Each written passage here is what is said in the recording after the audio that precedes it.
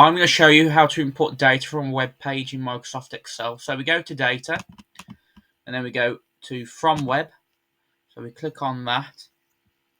Now I'm going to import some data from Wikipedia. So this is the list of cities in the United Kingdom. We'll copy the link and paste it in here. Press OK.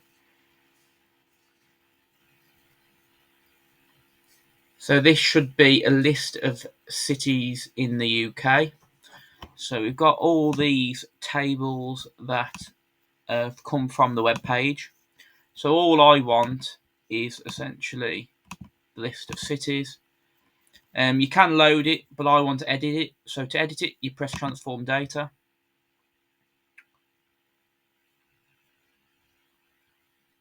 And I'm going to use this data for the next video.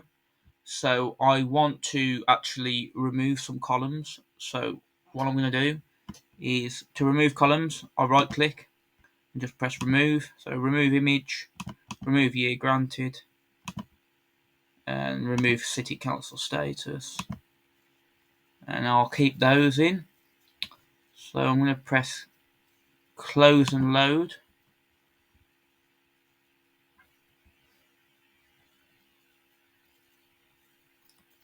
So as you can see there, I've got my data and I deliberately left an error.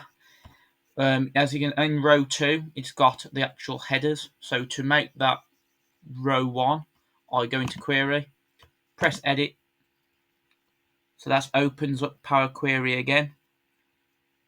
And then there's an option, use first row as headers. So that will move row 2 into row 1.